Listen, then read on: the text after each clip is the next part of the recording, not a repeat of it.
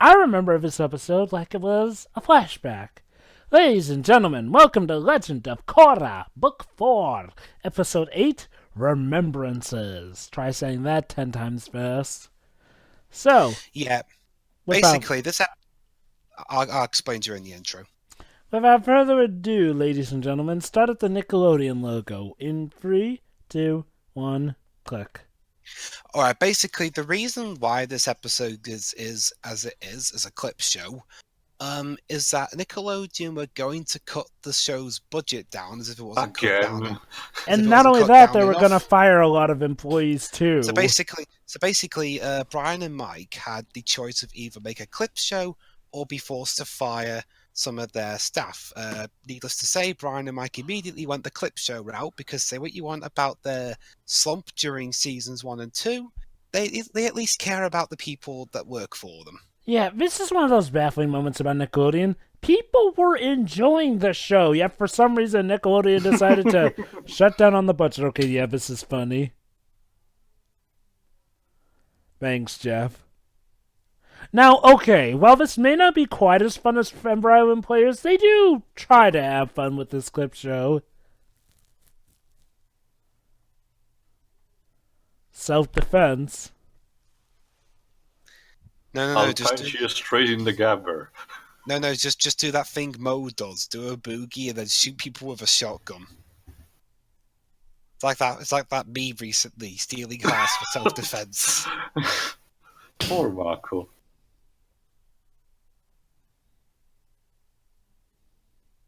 Now you're a baby.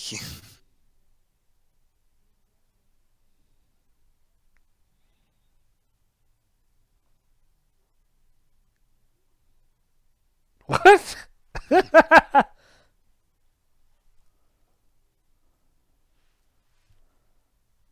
writers forgot.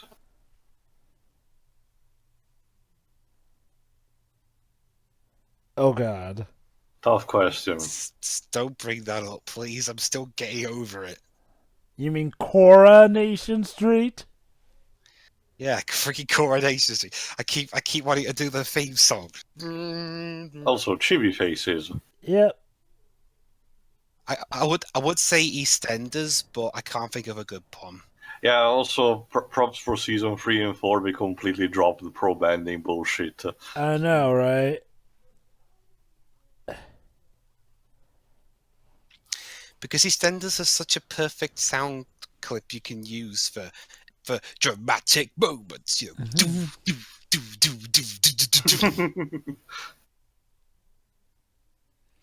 Even though we had no idea what the rules of pro bending were.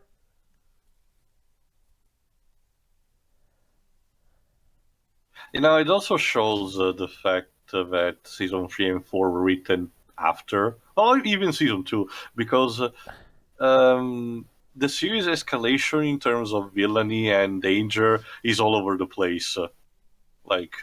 Yeah. I know it's obvious to say this, but like you have the Equalist in the first season, then you have godlike beings in the second one. When the fucking hell.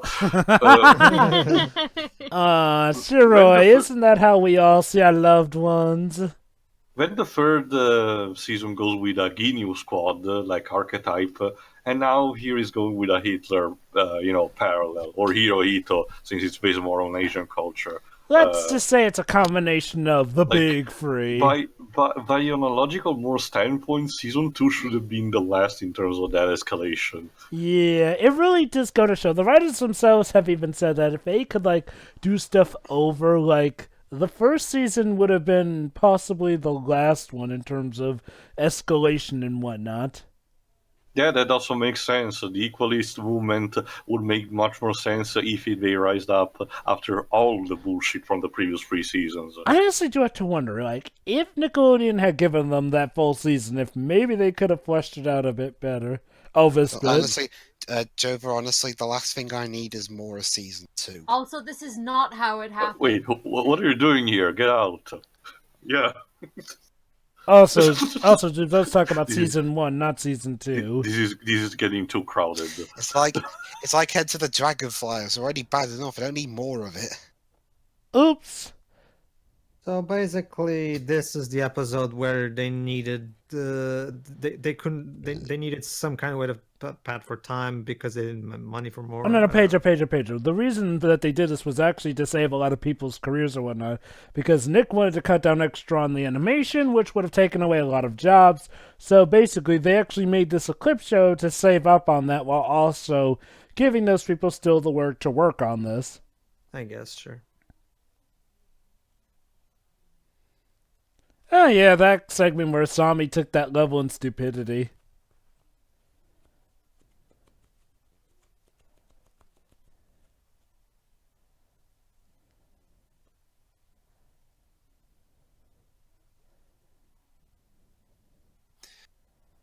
That was breaking up. I suppose.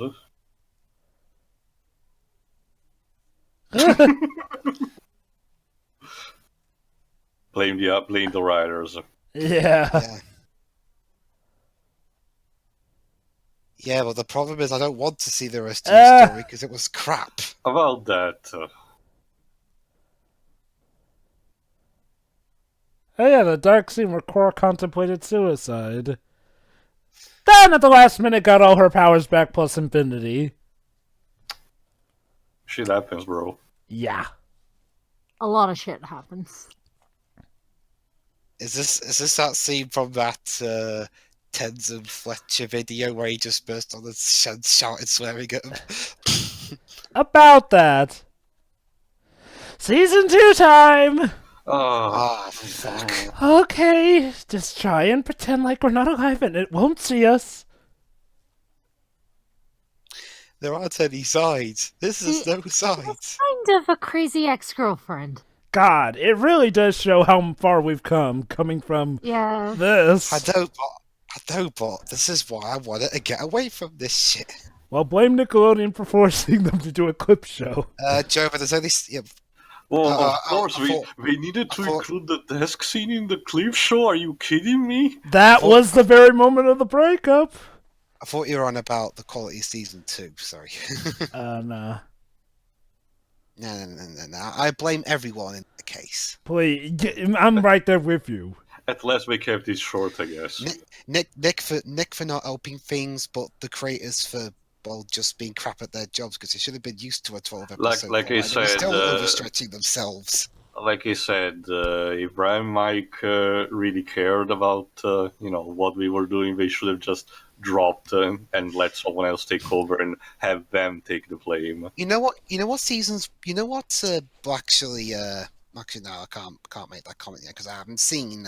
Well, too, maybe they couldn't because they were under contract. Oh boy, here we go. Yeah, it should have been that simple, but then we had to have that stupid amnesia plot. Yeah, Bolin's face says it all. Bolin's expression says it all. And Asami's face.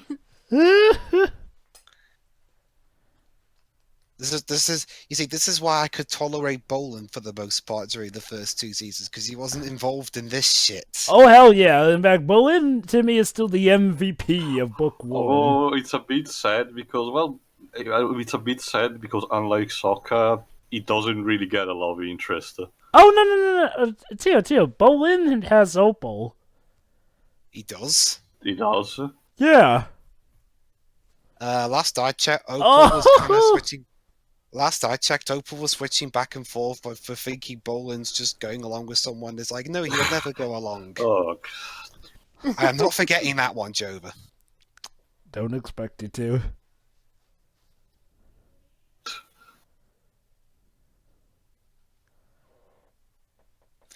That was a good bad for all of you. Well, because the writers kind of wanted to make it so that, I wouldn't be the complete good guy, because let's be quite honest, him not telling her the truth is literally the only bad thing he did in that relationship. Otherwise, they wanted to make it a soap opera.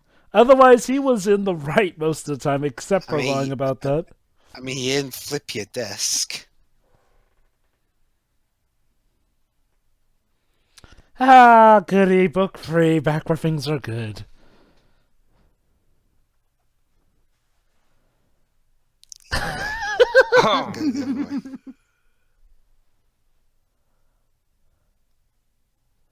How- the fans probably shipped him with someone else. How ironic that the pretty boy turned out to not be the one who gets a love you're interest. Yeah, anyway.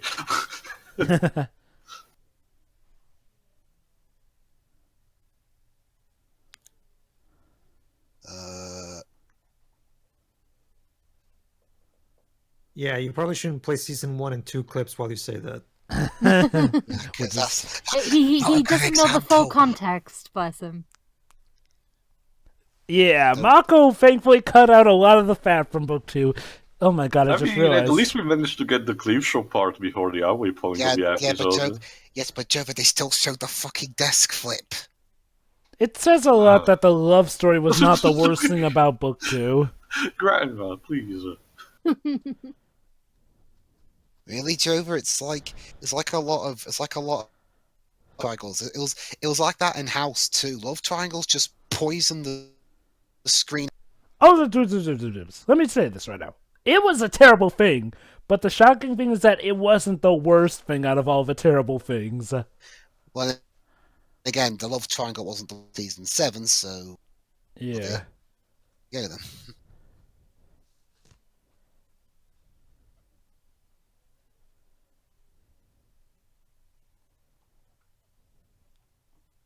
Also, the Earth Queen's dead anyway. Yeah, that's also another thing of Korra. Not Korra is the character, but this franchise as a whole. The whole meaning of the Avatar at this point, what it represents, what he's supposed to do, and everything, it immediately exposed, desaturized, I would almost say raped, in a sense, at the end of season 2, and now it barely has any meaning anymore. It really does feel like... Oh, sorry, go on. It's so empty. I guess that's what I'm feeling right now. Emptiness. Season 3 and 4 are better, but I just feel empty. I think part of the issue is I think it feels like maybe they kind of went a bit too far ahead with, how much it feels that, the world doesn't need an avatar anymore. I think... Hence the comparisons I made while season 2 was going on to Stephen Moffat era Doctor Who. I think part of the issue is I think it sort of has to do with the fact that seasons 1 and 2 weren't good. Now, don't get me wrong, that doesn't mean it affects it, but I think it feels like season 3 was the first time where it feels like the world actually needed her, only to have the bout with the world doesn't need her. To put this into perspective, it feels like if we went for 3 different eras of the Joseph Joestar family before getting to this point. Let me put it like this. I feel like, maybe if we had a few more Avatar shows before getting to the more modern era where it feels like we don't need an Avatar anymore, that could have been more interesting. And I think this goes into sort of a thing with this series hype too. Yeah, just like what I said, the concept of the Avatar getting raped. Yeah. Let me put it like this. In some ways, it does feel like each season of the show could have been its own show when you get down to it. Maybe this book, about not needing an avatar anymore, could have been its own series or whatnot. That is still stupid. Yeah, I mean, yeah, it's like like we said, it's like freaking Pacific Rim. The only difference is that I can actually see the fight, but actually, it wasn't awesome. It was pretty anticlimactic. I'm sure to the characters it was awesome, but holy cow! Aurora Borealis. I guess really is true. I was expecting the whole opening the spirit world combined to the would it turn out to bite them in the ass on the long run? But no, surprisingly ended up being okay. Yeah, that is definitely one thing I like. Any cowardly show would have probably written, "Oh, it's a terrible thing, so we got to go back to the status quo." But no, that's one thing I'll give this show is when there are consequences, those consequences do actually stick. Something has changed for you. Mm-hmm.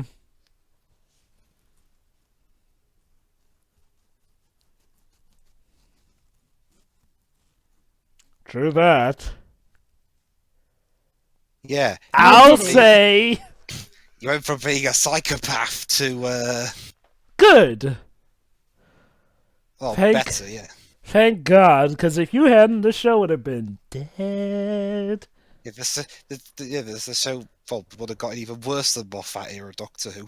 And now you've actually earned that statue. This whole episode is just, in case you had any doubts, here's proof that things did change for the better. Yeah. Holy cow, did they ever. Yeah. Hey guys, remember how crap we were? Laugh with us. Yeah, we were Please. stupid back It's the only then. way we can keep ourselves sane. Okay, now here's where the clip show is quite possibly the most Let like. me guess, because it's time for Bolin and Varrik to narrate them. Alright. Oh yeah, and let's just say This should be fun. Are they gonna make a Cliff Notes? let's just say this is where we get the most like the Fire Emblem players. Alright, let's see how Varrik, how much he backs things up.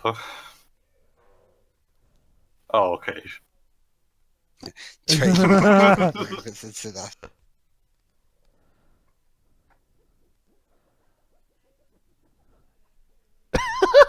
Yeah, both. Yes, it's nothing on Molten. It's nothing on Molten, is it, Jova? Nah. Too bad you're gonna get LJN for the official video game adaptation. That's gonna be awkward.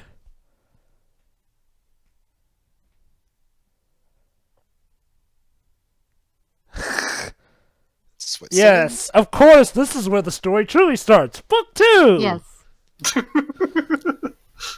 Why? Well, to be fair, Varric was the best thing of that season, so I'll allow it. But he kept turning face and heel and freaking died. No, he didn't die. No, Dime. Oh, D-I-M-E. Dime. He did it with style, though. Honestly, I remember being more pissed off than amused. No, please. This is freaking Disney musical. See, this is just like Fire Emblem players. It technically tells what happened, but in a more exotic way. Oh, poor Bolin. Bolin just got used during that lovers. Boo! Boo. Excuse you. Oh. Oh my god, Varric's actually making... Varric actually... You know what's sad? Varric narrating actually makes book 2 all the more interesting. Like, the way he describes it, yeah! I'd watch that. That shot. Yeah. And then Korra faced Superman. I think you got things mixed up.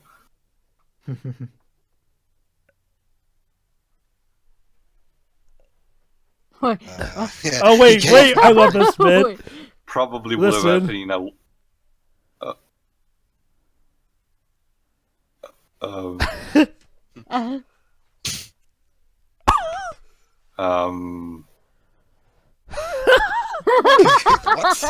Zombie! You know, guys, this is kind of the plot of Kingdom Hearts 3 when you think about it. Pretty much! But I'm not being bored and pissed off. Though. Exactly, because this is amazing. Oh.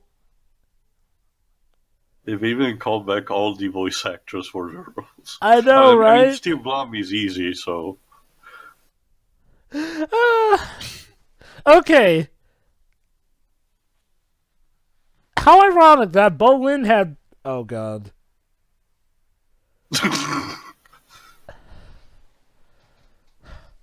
Bolin seems to have somewhat better luck with his love life than his brother. Pauline.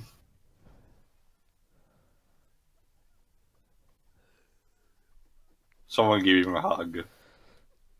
Get it together, man. Besides, she's the one that keeps flipping back and forth between whether she believes you or not. You're better off without her. He's even standing in the corner. You're a self-insert. That's what you are. He's Nomura. You're so boresome. Yeah, fighting a Airbender army of all time. Yes, this was totally all Varrik's idea. Oh! Zombie among. Yeah. Have you guys seen that? Have you guys seen that meme about Amon doing bad stand-up?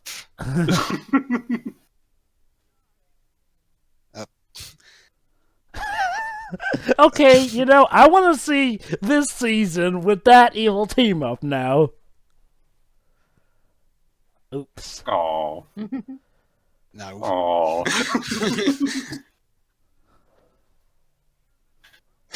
No. Uh, That's not how it works. a little unbelievable. Yeah. And this is a universe where people can bend air. Where was this book to? I know, right? It would have been crazy, but it'd be more entertaining. I mean, this is fan fiction. Please tell me somebody's adapted like this in a comic form. Yes. Web comic form, but yes. Is Great. it Neodusk or is it someone? It may have been Neodusk. Would you be surprised if it were Neodusk? Oh, not really. I mean, he's a guy who... Laser eyes. he's a guy who suggested Okay, maybe... be honest, maybe guys. propaganda. Be honest, guys. Which is more interesting, the actual book 2 or this? This. Oh, Do we no. go to Why space does- at any point? Why does Bowling look like Korra? It's all part of the fanfiction. Stop Bowling. Guys, I don't remember Bowling being shorter and Shorter? Have you seen how Beautiful tall he looks Baldwin. there? Why she looks like a pixie? Oh my god, he actually added the wings there for the animation. that's where the stars come from. It's just bits and pieces of the bad guy. Yay! It's a clip show, but god dang it, they work with what they got. Still better than book 2.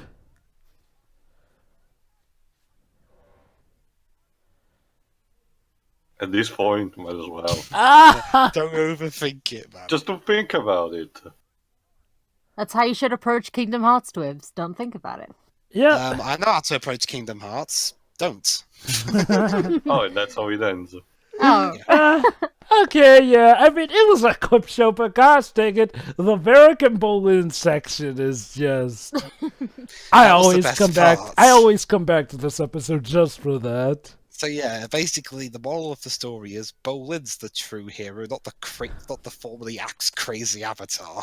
Well, you know, that would actually make a lot more sense considering how he was one of the more sensible people in that season. Yeah, so we should change the focus of the show now. Damn it! You know, maybe if the next series is about an Earthbender, maybe it can be about Bolin's descendant. Well, considering that Netflix and Nickelodeon have entered into some kind of partnership now, where some of their stuff's going on straight onto Netflix rather than Nickelodeon, the channel, maybe. Huh, maybe we'll get an Avatar Netflix show. Oh, wait.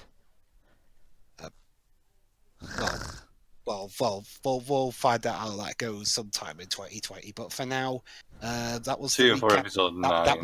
That was the mandated recap episode. We'll see you for when the story gets back.